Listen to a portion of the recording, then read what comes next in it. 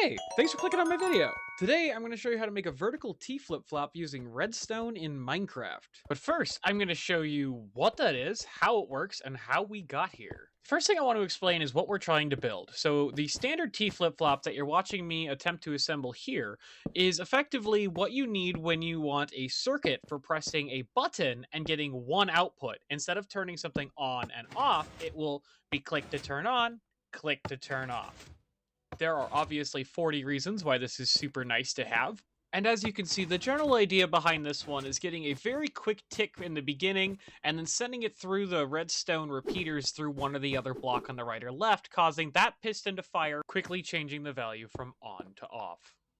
But the other thing that we're running in today is I actually need this to be a skinny vertical circuit.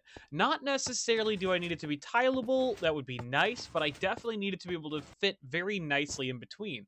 And while looking around on YouTube for some examples, I literally came across nothing again, so here we are designing a new circuit. And really, I gotta say, there's nothing I'd rather do right now than design this circuit. So getting into it, we're just gonna have to draw out some mental maps, try a few things, and keep on going. So my preliminary testing did show why I was unable to find this circuit for the most part, as it does seem to be that if you directly convert it, it doesn't work. But that doesn't mean we're giving up now. That means that we need to kind of figure out what parts are working and what parts aren't working. Like, what was my plan for powering this piston here? And now, I'm pretty sure this won't work, but just in case block powering will work for this, yeah, nope, I figured not. But glass should cut it as far as I know. Let's try that out. All right, come on. Yes! Yes! Okay, and again? So it's at this point I'm getting pretty excited. I see multiple times that it's worked, so now what I'm going to do is that thing that is always required with redstone that I wish some of my friends would do more of, is now I'm going to test it about 50 times to see if it's actually consistently working. Sparing your lovely little eyes and moving on, we're going to get into the tutorial now if you're ready to follow along. We can start by placing the first 3 blocks like this, skip a block and place the next 2. Then as we look back over here, we can pop in our sticky piston. Then we've got to do 5 stone blocks walking forward. Then we can put down a piston and 1 final block. Go ahead and trap a little piece of dust here. Then we'll set that down, set these guys down. And you got 1 more stone block, 1 more repeater, 1 more stone block, and a piece of redstone dust. Perfect. Are you following along? Okay, next we got to build our little stair ladder up here, which I probably should have checked ahead of time exactly how tall this goes. I think we're right. Perfect. And then we can break that, make that look pretty.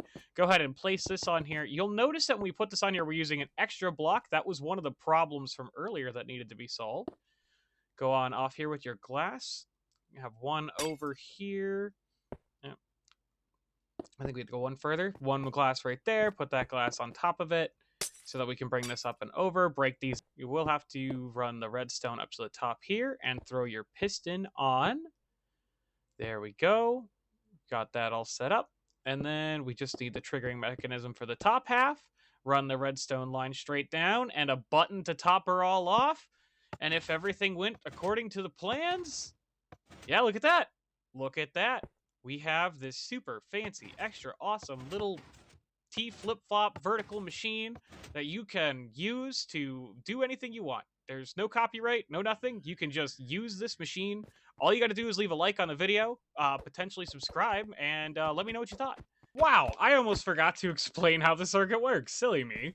So, this is a pretty quick one, hopefully. So, effectively, I'm sure you already know what this guy right here does. He's called a button. You go ahead and hit him. He sends a signal straight here. So, this first part of the circuit you can use in other situations, too, is just to get what's called a 1-tick pulse. A 1-tick pulse is just a super fast pulse so that it doesn't stay on for very long so you can utilize it, and then it just goes away right away.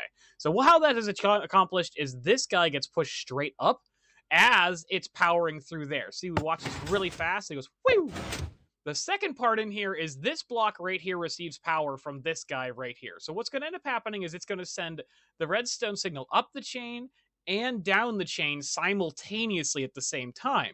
And then, depending on whether there's a block in the way here or a block in the way here, this repeater or this repeater can send it through the block to then activate just that piston. The piston itself is not activated by the redstone flowing through the air block above it, or in this case, below it. So every time we hit the button, you're going to have the opposite output, which we're currently reading with this redstone lamp right here.